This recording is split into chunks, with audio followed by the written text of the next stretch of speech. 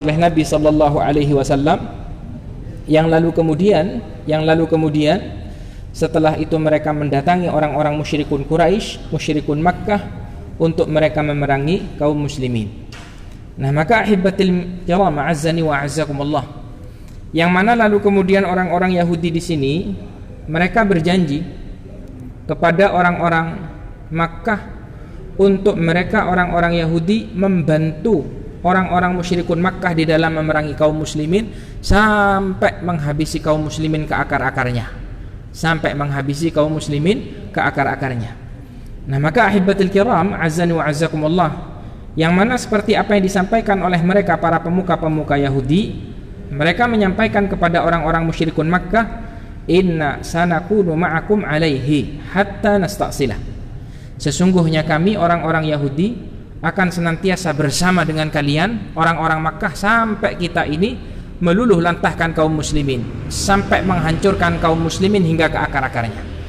Maka ahibatil kiram azzani wa azzakumullah, ketika orang-orang musyrikun Makkah mendengarkan motivasi, mendengarkan ajakan daripada orang-orang Yahudi tadi, mereka bertanya, ya ma'syara Yahud, innakum ahlul kitabil awal wal ilmi bima asbahna nakhtalifu fihi nahnu wa Muhammadun afadinuna khairun am dinuhu. Jadi mereka bertanya kepada para pemuka-pemuka Yahudi tadi, wahai orang-orang Yahudi, katanya orang-orang musyrikun Makkah, sesungguhnya kalian adalah ahlul kitab yang pertama, dan kalian adalah orang-orang yang awal-awal menerima ilmu, yang lalu kemudian kalian ketahui akan adanya perbedaan antara kami dengan Nabi Muhammad sallallahu alaihi wasallam. Lalu mereka bertanya, afadinuna khairun am dinuhu, yang lebih baik agamanya kami orang-orang Makkah ataukah agamanya Nabi Muhammad sallallahu alaihi wasallam? Ini pertanyaan yang ditanyakan oleh musyrikun Makkah kepada orang-orang Yahudi tadi. Maka lalu kemudian para pemuka-pemuka Yahudi tadi menyampaikan, bal dinukum khairum min dini, akan tetapi agama kalianlah yang lebih baik daripada agamanya Nabi Muhammad sallallahu alaihi wasallam. Wa antum aula bil haqqi minhu, dan kalian lebih utama di dalam kebenaran dibandingkan dengan Nabi Muhammad sallallahu alaihi wasallam. Yang lalu kemudian dikarenakan jawaban yang disampaikan oleh para pemuka-pemuka Yahudi di sini, ahibatul kiram, Allah Subhanahu wa taala menurunkan firman-Nya, yaitu surat An-Nisa pada ayat yang ke-52, di mana Allah menyampaikan, alam tara ilal ladzina utu nasiban minal kitabi yu'minuna bil jibti wat taghut wa yaquluna lil ladzina kafaru haula'i ahda minal ladzina amanu sabila. Allah menyampaikan, wahai Nabi Muhammad, tidakkah engkau memperhatikan orang-orang yang Allah Subhanahu wa taala karuniakan Alkitab kepada mereka, yaitu orang-orang Yahudi, di mana mereka adalah orang-orang yang mengimani sihir, meyakini, mempercayai akan sihir, lalu kemudian mempercayai sesembahan-sesembahan selain Allah Subhanahu wa taala, di mana mereka menyampaikan kepada orang-orang yang kafir, haula'i ahda minal ladzina amanu sabila. Ya, kalian ini adalah orang-orang yang lebih lurus, yang lebih baik dibandingkan dengan Nabi Muhammad sallallahu alaihi wasallam pada jalan yang kalian tempuh. Yang lalu kemudian Allah melanjutkan ayat selanjutnya, ulaikal ladzina la'anahumullah, maka mereka adalah orang-orang yang dilaknat oleh Allah, wa may yal'anillahu falan tajida lahu nasira, maka siapa-siapa yang dilaknat oleh Allah maka mereka tidak akan pernah memperoleh pertolongan. Nah, maka ahibatul kiram azzani wa azzakumullah, hal ini kalau seperti disampaikan oleh Ibnu Katsir di dalam menafsirkan firman Allah Subhanahu wa taala di sini, sudah masuk belum ya? Baik, tidak apa-apa. Baik, ahibatul kiram azzani wa azzakumullah, Ibnu Katsir menyampaikan, ini orang-orang Yahudi di sini, ahibatul kiram azzani wa azzakumullah, menyampaikan jawaban kepada orang-orang musyrikun Makkah bahwasanya agama mereka adalah agama yang lebih baik dibandingkan dengan agama yang dibawa oleh Nabi Muhammad sallallahu alaihi wasallam, adalah agar orang-orang musyrikun Makkah ini mau untuk memerangi Nabi Muhammad sallallahu alaihi wasallam beserta kaum muslimin. Padahal pada hakikatnya mereka tahu Agama yang paling benar adalah agama yang dibawa oleh Nabi Muhammad sallallahu alaihi wasallam. Tahu betul. Akan tetapi ketika mereka ditanyakan akan hal itu oleh orang-orang musyrikun Makkah, mereka menyampaikan kalau agamanya orang-orang musyrikun Makkah lebih baik daripada agama yang dibawa oleh Nabi Muhammad sallallahu alaihi wasallam. Maka ahibatil kiram azzani wa azzakumullah. Yang lalu kemudian setelah itu ahibatil kiram azzani wa azzakumullah. Orang-orang Yahudi tadi setelah mendatangi orang-orang Quraisy Makkah, mereka juga mendatangi orang-orang dari suku Ghatafan atau dari kabilah Ghatafan. Yang lalu kemudian orang-orang Yahudi tadi juga mengajak orang-orang Ghatafan tadi untuk bergabung membentuk sebuah pasukan untuk menyerang kaum muslimin. Maka lalu kemudian ahibatil kiram azzani wa azzakumullah, pada akhirnya pasukan pun dibentuk. Ini terjadi di bulan Syawal. Ini terjadi di bulan Syawal di tahun 5 Hijriyah, di mana orang-orang Quraisy menyusun pasukannya dari masyarakat Arab dari Banu Kinanah, lalu kemudian dari Ahlu Tihamah, yang mana jumlah pasukan yang berhasil dikumpulkan oleh orang-orang musyrikun Makkah mencapai 4.000 pasukan. Yang mana lalu kemudian bendera pada saat itu dimusyawarahkan di Darun Nadwah untuk diserahkan kepada Utsman ibnu Talhah ibnu Abi Talhah. Utsman ibnu Talhah ibnu Abi Talhah.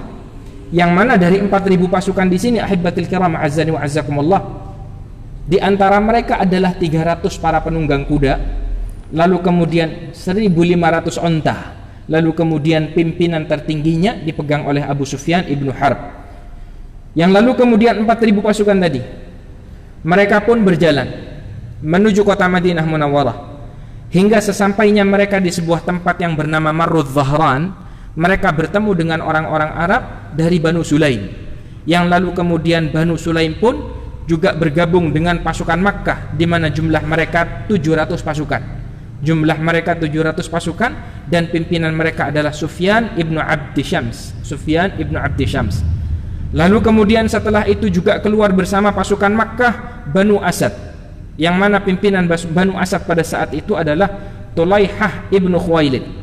Lalu kemudian setelah itu kabilah Ghatafan juga turut bergabung dengan pasukan Makkah dari suku Banu Fazarah. Lalu kemudian dari Banu Murrah, lalu kemudian dari Banu Ashja. Mereka semua berkumpul sampai terkumpul pasukan Makkah tadi, beserta Banu Sulaim, beserta kabilah Ghatafan, dari Banu Asadnya, dari Banu Fazarahnya, lalu kemudian Banu Murrahnya dan Banu Ashja'nya, ahibatil kiram, sampai terkumpul pasukan ini sebanyak 10.000 pasukan. Jadi jumlah pasukan yang sangat-sangat banyak, melebihi pasukan yang sebelum-sebelumnya. Maka pasukan ini dinamakan dengan pasukan Al-Ahzab. Pasukan ini dinamakan dengan pasukan Ahzab. Maka ahibatil kiram azzani wa azzakumullah, pimpinan tertinggi dipegang oleh Abu Sufyan ibnu Harb. Yang lalu kemudian ahibatil kiram azzani wa azzakumullah, Rasulullah sallallahu alaihi wasallam yang pada saat itu berada di kota Madinah Munawwarah, kedatangan orang-orang dari Banu Khuza'ah. Jadi ada kafilah Banu Khuza'ah yang datang dari kota Makkah ke kota Madinah Munawwarah, lalu kemudian mengabarkan kepada Nabi sallallahu alaihi wasallam akan pasukan yang sudah disiapkan oleh Abu Sufyan, terdiri dari kabilah-kabilah Arab yang mampu disusun oleh mereka hingga mencapai jumlah 10.000 pasukan. Lalu kemudian hal itu disampaikan kepada Nabi sallallahu alaihi wasallam. Maka Nabi ketika mendengar adanya pasukan yang disusun dengan begitu dahsyatnya, maka lalu kemudian Nabi sallallahu alaihi wasallam mengumpulkan para sahabatnya. Wa amruhum syura bainahum. Ini di antara kebiasaan Nabi sallallahu alaihi wasallam adalah mengajak para sahabat-sahabatnya untuk bermusyawarah. Ya apa? Solusinya bagaimana? Sampai pada akhirnya ahibatil kiram azzani wa azzakumullah, ada salah seorang sahabat Nabi sallallahu alaihi wasallam yang bernama Salman Al-Farisi. Yang mana Salman Al-Farisi ini merupakan salah seorang sahabat Nabi sallallahu alaihi wasallam yang mana peperangan Khandaq adalah peperangan pertama yang diikutinya. Lalu kemudian Salman Al-Farisi menyampaikan kepada Rasulullah, "Ya Rasulullah, inna kunna bi farisa idza husirna khandaqna alaina. Fa'ajaba dzalika Rasulullah sallallahu alaihi wasallam. Wahai Rasulullah, katanya Salman, dulu kami di Persia, kalau misalkan kami itu dikepung oleh musuh-musuh kami, maka yang kami lakukan adalah kami menggali parit. Kami menggali parit. Nah, gitu. Dan parit ini dinamakan dengan Khandaq. Nah, jadi peperangan ini dinamakan dengan Ghazwatul Khandaq atau Ghazwatul Ahzab. Kalau Ghazwatul Khandaq adalah nisbah kepada parit yang digali oleh Nabi sallallahu alaihi wasallam beserta para sahabatnya. Kalau misalkan Ghazwatul Khandaq adalah nisbah kepada perkumpulan pasukan-pasukan Makkah beserta kabilah-kabilah yang berada di sekitar mereka untuk menyerang kota Madinah Munawwarah.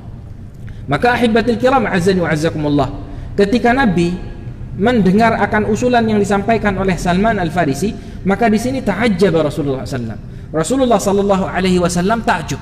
Rasulullah sallallahu alaihi wasallam senang dengan pendapat yang disampaikan oleh Salman Al-Farisi, yang mana ini merupakan strategi perang yang tidak dikenal oleh masyarakat Arab pada saat itu. Orang Arab kalau perang tidak pakai yang namanya parit-paritan, langsung, gitu ya? Seperti yang terjadi pada peperangan Badar, seperti yang terjadi pada peperangan Khandaq, langsung duel bertemu antara kaum muslimin dengan kaum musyrikun. Akan tetapi di sini ahibatil kiram azzani wa azzakumullah, yang dituju oleh orang-orang musyrikun Makkah beserta kabilah-kabilah yang bersama mereka, mereka akan menyerang kota Madinah Munawwarah secara langsung. Jadi pertempuran tidak akan terjadi di luar kota Madinah. Tidak seperti ketika peperangan Badar ataupun ketika peperangan Uhud, akan tetapi yang disasar langsung adalah kota Madinah Munawwarah. Maka oleh karenanya Nabi sallallahu alaihi wasallam menerima akan apa yang diusulkan oleh Salman Al-Farisi.